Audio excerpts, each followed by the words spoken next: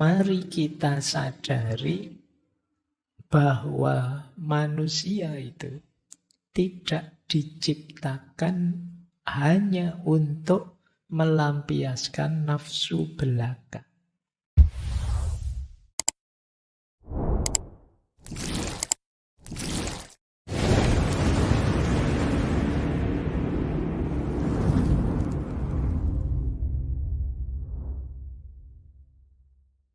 Assalamualaikum warahmatullahi wabarakatuh.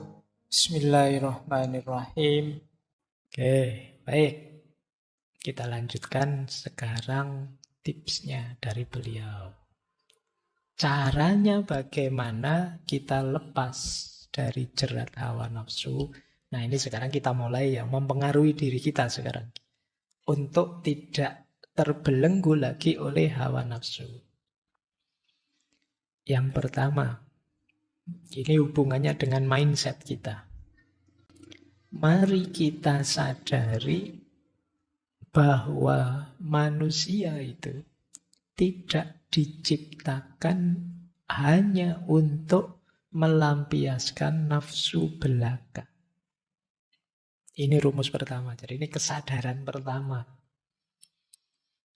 Jadi daya-daya nafsu tadi hakikatnya hanya bekal, hanya kekuatan untuk menuju target hidup yang lebih tinggi. Jadi sederhananya yang nomor satu, saya Ibnu Jauzi mau bilang, jangan berhenti di nafsu. Jangan berhenti di perut ke bawah.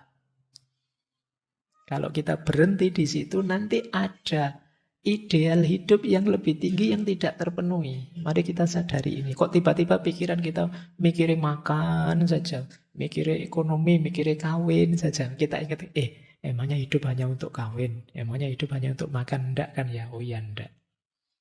Ini biar kita tidak terbelenggu. Bukan berarti terus, kalau begitu enggak makan, Pak, enggak kawin, enggak begitu. Penuhi secukupnya. Jangan berhenti di situ. Jadi ini nasihat yang pertama. Kita sadari hidup tidak sekedar melampiaskan nafsu. Yang kedua, ini masih mindset. Mari kita sadari, kita pikirkan akibatnya. Kok kita merasa terbelenggu oleh nafsu? Entah nafsu apa saja. Emosi, dendam tadi loh, yang 17 tadi. Untuk biar tidak terbelenggu bebas, ayo kita pikirkan sekarang efeknya.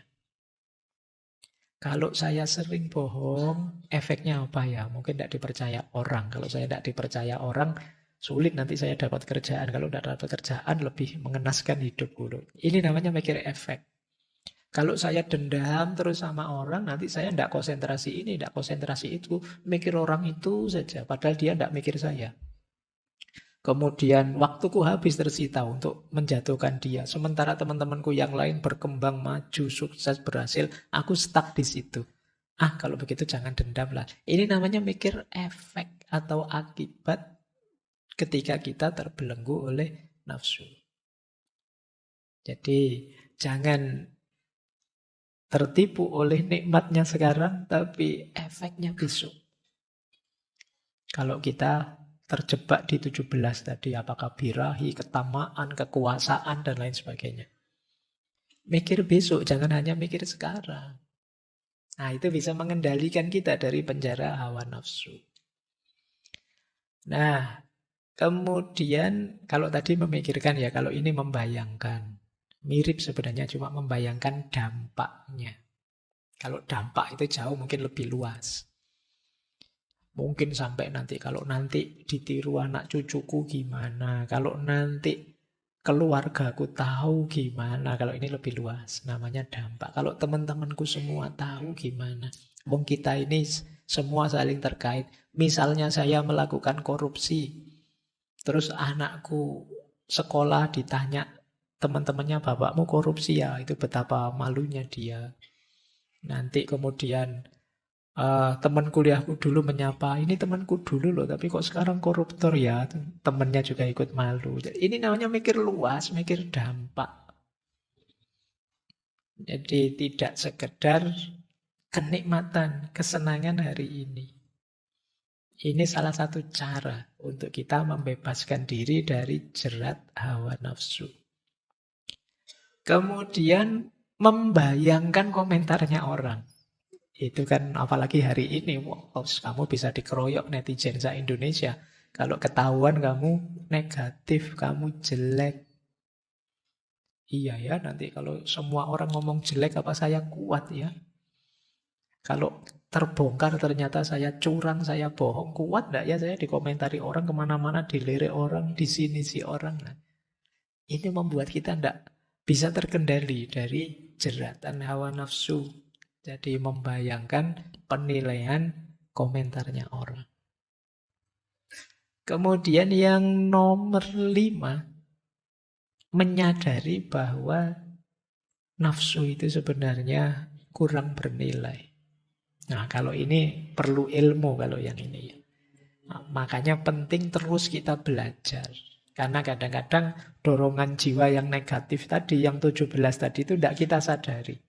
Tapi begitu kita sadar, oh iya ya, ternyata kayak gini ini namanya pamer, namanya riya. Tidak penting sih sebenarnya, ngapain aku capek-capek. Nah, wong yo, teman-teman yang sudah suka padaku, tidak terlalu butuh pamerku. Yang tidak suka padaku, saya pameri apapun, dia tetap tidak suka. Jadi ngapain sih aku capek-capek kayak gini. Nah ini namanya mikir. Jadi sadar bahwa ini kurang bernilai. Semua hal yang negatif ini mesti kurang bernilai. Nah ini coba ya kita balik mindset kita. Kemudian mari kita pikirkan juga betapa hebatnya orang yang menang melawan hawa nafsu, betapa hinanya orang yang kalah oleh nafsunya. Jadi kita kan bangga misalnya sapa wis yang menang melawan hawa Nabi Yusuf. Nabi Yusuf itu sudah diundang ke kamar, yujane yo pingin. Walakot hammat bihi wa hamma biha. Sama-sama punya punya keinginan. Laula an ro'a burhana rabbi. Tapi dia sadar, tidak boleh ini. Masih ingat peringatannya Tuhan, jadi sukses, tidak tergoda. Meskipun ketika mau balik lari keluar, terus ditarik bajunya sehingga robek di belakang. Saya tidak bayangkan kalau kasusnya kalian mengalami momen begitu. Itu bisa kejadian beneran, malah mau video oke mungkin ya. Yo, Nabi Yusuf selamat. Dan kita kagum melihat yang seperti itu. Orang yang mampu menaklukkan hawa nafsunya itu mengagumkan.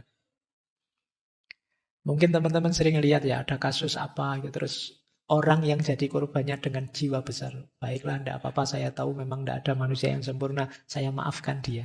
Ini kan orang yang dia bisa balas, bisa menghukum, tapi dia memaafkan. Kita melihatnya mulia sekali orang itu. Mau memaafkan. Mari kita ingat-ingat ini. Ternyata menaklukkan hawa nafsu itu mengagumkan. Orang melihatnya mulia. Nah, jadi ketika kita mau masuk ke ranah nafsu tadi, kita tersadarkan oleh ini. Ini tantangan. Saya bisa menaklukkannya atau tidak. Kalau saya bisa menaklukkannya, aku akan mulia. Kalau kalah, ya aku akan terhina. Nah, ini cara menyiasati mindset kita. Karena apapun yang kita lakukan itu kan dorongan dari nalar atau mindset kita. Baik, jadi jangan kalah oleh perspektif yang negatif. Mari selalu mikir yang mulia, yang positif. Karena kadang-kadang itu ya pikiran kita sendiri yang mengarahkan ke nafsu. Makanya di sini mindset kita oleh Syekh Ibnu Jauzi ingin dibalik bahwa mari kita sadari hal-hal yang baik, yang positif ini. Yang terakhir, tips untuk menaklukkan hawa nafsu ya tentu saja orang yang bisa menaklukkan hawa nafsunya itu terpuji di dunia dan sukses mendapat pahala di akhirat. Kalau ini kita sering lupa kadang-kadang kan, kadang-kadang gayanya orang sekarang, saya tidak butuh pahala Pak gitu. Pahala saya sudah banyak Pak, sudah ada yang sumbungnya sampai ke situ. Tapi jadi melepaskan diri dari jerat hawa nafsu, kalau kita perhatikan ini sebenarnya kepentingannya adalah kepentingan kita. Jadi tidak ada orang, wah agama itu Allah itu bikin susah saja. Yang enak-enak kok dilarang kan? Kan kalian sering begitu. Loh, tapi kalau hawa nafsu tadi tidak kalian kendalikan semacam ini, justru kalian nanti yang jatuh. Jiwamu hancur. Kemanusiaanmu bubar. Jadi ini sebenarnya bukan kepentingan agama, bukan kepentingan Allah, kepentinganmu. Oleh Allah ditegaskan, diarahkan padamu biar kamu bahagia dalam hidupmu, ya dunia, ya akhirat. Jadi, kalau melihat rumus yang semacam ini. Baik, sudah dapat setengah. Ini masih teknisnya ya, belum filosofinya dari beliau. Paling tidak teman-teman sudah tahu ya bagaimana caranya untuk mengatasi jerat nafsu. Ternyata 1, 2, 3, 4, 5, 6, 7 itu kuncinya di mindset. Cara kita berpikir. Menggunakan akal kita dengan benar. Ini yang orang menyebutnya hikmah. Maka jangan mau kalau ada orang ngomong, tidak usah pakai akal, tidak usah mikir, sudah. Ini justru menata cara berpikir kita. Karena akal kita itu powernya luar biasa. Tapi kan akal kita bisa salah, Pak. Bisa. Apa sih dari manusia yang sempurna? Hati juga bisa gelap. Kalau urusan bisa-bisaan semua bisa. Tapi akal punya potensi besar untuk menemukan kebaikan dan kebenaran.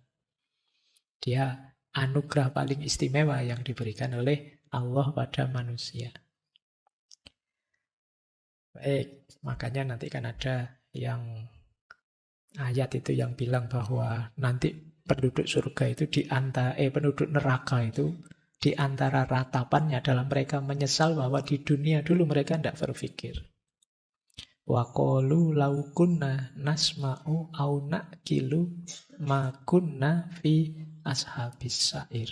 Jadi penduduk neraka besok menyesal sekali, seandainya kami dulu mau mendengarkan dan mau berpikir, pasti kami tidak masuk neraka. Cuma karena akalnya jarang dipakai. Akhirnya ya salah ambil keputusan dan masuk neraka. Maka menurut Syekh Ibnul Jauzi di kitabnya ada beberapa alat pembebas dari hawa nafsu yang penting. Yang pertama adalah akal. Akal budi ya, yang sehat. Jadi kalian tetap harus mau mikir. Kalau kalian tidak mau mikir, kalian tidak bisa tafakur, kalian tidak bisa muhasabah, kalian tidak bisa memahami kitab suci. Kekuatan pikiran itu luar biasa. Makanya beliau menjelaskan begini. Akal itu merupakan sebuah dorongan layaknya cahaya yang dihunjamkan ke dalam hati, yang kemudian digunakan untuk menemukan sesuatu, sehingga mengetahui mana yang rasional, mana yang tidak. Ini kalau berdasarkan kalimat ini, sebenarnya 17 hal yang merusak jiwa kita tadi, itu kalau dipikir-pikir sesuatu yang tidak rasional. Kayak tadi loh, kita dendam pada orang, ternyata yang kita hancurkan diri kita sendiri. Kita bohong, ternyata yang merusak hidup kita sendiri. Kita overthinking, kita over sedih, kita over seneng. Itu kan kita tidak mikir bahwa over itu merusak. Jadi, akal punya daya itu. Nah, cahaya rasio bisa mengecil, bisa membesar. Jika cahaya tersebut menguat, maka akan bisa mengekang, yaitu dengan cara menyimpulkan berbagai akibat yang akan terjadi, di mana nafsu sering mendahului. Maka di antara jalan untuk kita tidak terjebak 17 hal negatif hawa nafsu tadi, ayo berpikir dulu sebelum melakukan atau memutuskan sesuatu. Ini powerfulnya akal. Meskipun kalau di Imam Ghazali disebut, tapi kan rajanya itu hati. Ya, cuma hati itu bisa terbolak-balik dengan rujukan referensi dari informasinya akal. Makanya uh, Syekh Ibnul Jauzi di kitabnya mengutip sabdanya Rasulullah di satu hadis, sesungguhnya setiap perjalanan itu memerlukan kendaraan yang kokoh dan arah yang jelas. Orang yang paling kokoh kendaraannya dan paling mengetahui arah yang jelas adalah orang yang paling bagus akalnya. Disinilah pentingnya kalian belajar berpikir yang benar, menggunakan akal budi yang benar. Karena dia kekuatan paling hebat kita sebagai manusia. Beliau melanjutkan begini. Tidak sepatutnya nafsu membimbing akal. Karena nafsu itu musuhnya akal. Kalau nafsu membimbing akal, maka dapat menurunkan derajat akal. Tidak boleh nafsu dijadikan penguasa, sementara akal menjadi yang dikuasai. Tidak boleh nafsu menjadi pengendali, sementara akal menjadi yang dikendalikan. Tidak boleh nafsu menjadi yang diikuti, sementara akal menjadi pengikut. Barang siapa bersabar menghadapi nafsu, niscaya dia memetik hasil yang manis. Jadi, trendsetternya harus akal. Jangan sampai akal follower. Kenapa? Akal itu kalau disetir oleh nafsu bahaya. Dia kuat. Karena dia kuat, kalau dia hanya menjustifikasi nafsu, nanti yang jelek-jelek kalian terjemahkan jadi baik. Jelas-jelas salah itu loh. Kalian masih bisa bilang, alah Pak, manusia itu biasa. Mahallul khoto' wa nisyan. Jadi tempatnya salah dan alpa. Jadi kalau saya salah biasa Pak. Itu akalmu mengikuti nafsumu. Normal lah Pak, manusiawi lah Pak. Saya laki-laki, dia perempuan. Jadi ya, nah, ini akalmu mengikuti nafsumu. Maka akalmu jangan ditaruh di belakang nafsu. Dia yang harus nuntun nafsu. Bukan nafsu yang nuntun akal. Yang bisa ngerem itu akal. Jadi menurut beliau jangan terbalik. Selama ini kita disetir oleh nafsu kita. Dosa tapi merasa benar. Keliru tapi merasa mulia. Salah tapi ngeyel. Nah itu ya berarti apa? Nafsunya nyetir akal. Nanti kalau ditanya alasan, ya iso wae jawab. Jadi pokoknya tidak bisa salah. Pokoknya akalnya pinter nyari alasan. Apa saja bisa. Ya, kok lama ndak ngaji? Ngaji kan ndak wajib, Pak. Belajar bisa di mana saja, Pak. Kenapa iso wae alasan. Kamu kuliah sudah sampai sekian tahun, akhirnya DO apa ndak menyesal? Ndak apa kan kuliah tidak segalanya, Pak. Pokoknya iso wae alasan. Kenapa? Akalmu. Jadi kamu selalu mencari pembenaran terhadap kesalahan-kesalahanmu. Inilah mengapa nanti misalnya kalau di Imam Ghazali ya kalau kondisi ini terus-menerus pada akhirnya hatimu akan gelap. Kalian tidak akan bisa lagi membedakan mana baik, mana buruk. Karena kamu sendiri sudah mengacaukannya sejak awal. Yang baik tidak kamu akui sebagai baik, yang buruk kamu akui sebagai baik juga. Akhirnya kamu tidak peka. Jadi salah, maksiat, dosa. Karena kamu carikan argumen, carikan alasan, kamu anggap biasa. Jadilah kebiasaan hidupmu. Akhirnya ya rasanya biasa saja sudah. Wajar saja Pak yang seperti ini. Padahal itu hakikatnya keliru. Tapi kepekaanmu hilang. Nah ini problem. Makanya ayo kita jernihkan terus akal budi kita sehingga bisa mengendalikan diri kita. Lanjut. Nah, itu pembebas pertama. Pembebas kedua menurut beliau yaitu Untuk kita bisa bebas dari hawa nafsu, kita harus siap menyangkal dan membiasakan. Menyangkal itu yang buruk, ya kita tolak. Yang tidak baik, ya kita tolak. Jadi jangan diterima dengan alasan apapun. Ini namanya kita siap menyangkal. Yang kedua, membiasakan yang baik-baik meskipun berat. Itu namanya pembiasaan. Mungkin tidak enak. Memang jiwa kita itu pinginnya enak terus, nikmat terus. Tapi kan tidak selalu kita bisa begitu. Maka mari kita awali melakukan kebaikan meskipun tidak enak. Lama-lama kalau sudah terbiasa ya, yang semula berat akan jadi ringan. Bahkan kata Syekh Ibnul Jauzi, orang bijak itu akan menjaga diri mereka dengan cara melawan hawa nafsu meskipun terhadap sesuatu yang dibolehkan. Hal itu dilakukan agar pelatihan diri melawan hawa nafsu secara mutlak dapat berhasil. Puasa misalnya, wajibnya kan hanya Ramadan. Di luar Ramadan, kalian boleh makan sepuasnya. Tapi orang bijak, saya nambah puasa yang lain, itu dalam rangka, sebenarnya kan boleh, tapi kamu milih puasa. Kenapa? Melatih jiwamu. Ada banyak hal yang boleh-boleh saja, tapi untuk jiwa kita latihan. Kita memantang untuk diri kita sendiri. Sebenarnya yang seperti ini boleh sih Pak, tapi ya untuk saya batasi. Nah, ini namanya penyangkalan dan pembiasaan. Kita harus merancang sendiri ini untuk melatih jiwa kita terbiasa dalam kebaikan dan terbiasa menyangkal yang buruk. Nah, kalau jiwa kita terkondisi, ya tidak mungkin hawa nafsu bisa membelenggu kita. Lanjut. Yang ketiga, pembebas dari hawa nafsu, yaitu apa? Menyibukkan diri dalam kebaikan.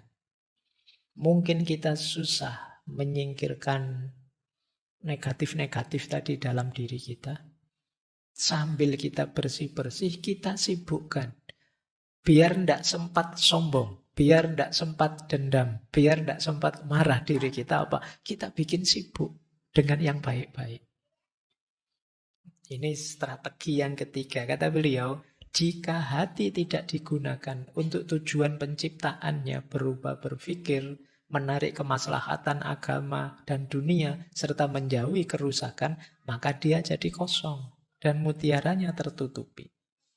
Kalau sudah begitu, ketika ditambahi dengan perbuatan yang menambah kegelapan, seperti minum khamr, banyak tidur, banyak lalai, maka dia seperti besi yang tertutupi karat, sehingga karat merusakkannya. Jadi, hati kita itu kalau tidak kita isi dengan yang baik-baik, dia akan terisi dengan yang negatif-negatif. Dan lama-lama dia akan berkarat. Sudah tidak peka lagi dengan kebaikan. Jadi ayo kita sibukkan diri kita dengan kebaikan. Mungkin teman-teman kesulitan, Pak. Sulit sekali saya menghapus rasa dengki, rasa dendam. Sulit sekali menghapus overthinking. Sudahlah berhenti overthinking dengan cara apa? Lakukan kebaikan-kebaikan yang mungkin kamu lakukan. Sibukkan dirimu dengan kebaikan yang terjangkau. Mungkin sekedar menemani temanmu kemana, atau membantu adikmu apa, itu bolehlah. Lakukan kebaikan yang mungkin di sekitarmu, biar kamu sibuk. Apalagi yang overthinking, over sedih, over senang, tadi kan ya kadang-kadang mengganggu sekali. Caranya apa? Cari kesibukan yang positif. Jangan yang negatif, nanti nambah masalah. Sudah banyak masalah lagi. Sibukkan dirimu. Jadi makanya kalau pas sedang stres, sedang suntuk, sedang overthinking, ngopolah kamu nyapu-nyapu, bersih-bersih kamar. Kamarmu sudah bersih, ya kamarmu temanmu. Kan? Kamar sak kosmu lah kamu. Pokoknya kamu boleh. Minggu ini semua kamar saya bersihkan. Tenang saja gitu. Biar kamu capek dalam kebaikan. Nah, coba saja kamu gitu. Nanti ada kebahagiaan sendiri, boleh dicoba. Yang kecil-kecil juga tidak apa-apa. Ada temanmu tak buangin sampahmu, ya itu boleh. Apalah gitu yang menyenangkan. Nah, ini dalam rangka apa? Menyibukkan hatimu dengan kebaikan. Daripada dia lalai, dia terlena, nanti lama-lama dia bisa berkarat. Oke, ini pembebas yang ketiga. Pembebas yang keempat, menjaga pandangan. Ini yang agak berat ya untuk kita hari ini. Menjaga pandangan itu saya memaknanya tidak sekedar matanya tidak jelalatan kemana-mana. Tapi juga untuk hal-hal yang kita tidak perlu tahu, ya kita tidak harus tahu. Ini namanya menjaga pandangan. Informasi-informasi yang tidak seharusnya kita tahu, ya mending tidak tahu saja. Daripada nanti kita sibuk, kita gelisah, depresi gara-gara itu, padahal itu bukan urusan kita. Jadi kata beliau, banyak orang yang berlatih sungguh-sungguh beribadah pada Allah, terus rusak agamanya gara-gara tidak menjaga pandangan. Ketahuilah, semoga Allah memberi taufik padamu, sesungguhnya pandangan adalah pembawa berita bagi hati. Pandangan menyampaikan berita hal-hal yang dilihatnya. Mengukir rupa-rupanya ke dalam diri, lalu pikiran berputar-putar di sana sehingga menyibukkan dirinya dari berpikir tentang hal-hal yang bermanfaat untuk akhirat. Kadang-kadang ada hal tidak penting masuk ke kepala kita jadi informasi atau kita lihat misalnya terus jadi pikiran kita terus. Padahal seandainya kita tidak tahu ya tidak apa-apa sebenarnya, tidak masalah. Tapi kita terlanjur tahu terus jadi beban pikiran. Makanya kalian kalau baca berita kadang-kadang ada banyak berita yang kamu skip saja. Tidak penting. Eman-eman membebani kepalamu. Sama seperti pandangan. Yang tidak harus dilihat jangan dilihat. Nanti malah jadi masalah. Ya, apalagi melihat yang tidak seharusnya dilihat. Kenapa? Akan tersisa di kepalamu. Coba ya misalnya kalian melihat video artis ini, padahal sudah lama tahun berapa, tapi kan masih ada di kepalamu. Setiap kali artis itu muncul terus komenmu, saya sudah lihat loh, mesti ngomong. Loh itu kan berarti dia nempel di kepalamu. Terus menerus. Itu yang dimaksud menjaga pandangan. Akhirnya banyak hal tidak penting, banyak hal tidak ada gunanya di kepalamu. Itu makanya kalau kalian kuliah tidak ada yang masuk. Kenapa? Sudah penuh isinya. Macam-macam sudah. Kamu hafal benar artis siapa saja yang janda, artis siapa saja yang mau cerai. Itu kan informasimu lengkap sudah di kepalamu. Nah, ayo latihan menjaga pandangan. Lanjut. Beliau ngasih tips begini untuk menjaga pandangan. Jika kamu terlanjur mengalami seperti itu, maka pengobatannya adalah dengan menjaga pandangan setelah itu. Dan memutus keinginan-keinginan dengan cara menutup pintu pandangan. Jika sudah demikian, maka pengobatan terhadap penyakit yang sudah ada dalam hati mudah. Jadi kalau sudah terlanjur seperti tadi, Pak, ini terlanjur isinya kacau, Pak. Caranya gimana? Sekarang ditutup dulu sumber yang masuknya. Analogi beliau menarik. Hal itu karena ada aliran banjir. Kalau ada banjir, kemudian alirannya tertutup, kan yang tersisa genangannya saja. Kalau tersisa genangannya, maka banjir mudah mengering. Tapi kalau alirannya tidak kalian tutup, ya akan masuk terus. Jadi solusinya kamu tutup dulu yang kemarin terbuka, jadi jalannya masuk macam-macam. Kalau sudah ditutup, yang di dalam yang tadi sudah terlanjur masuk kan gampang bersih-bersihnya. Tapi kalau membantu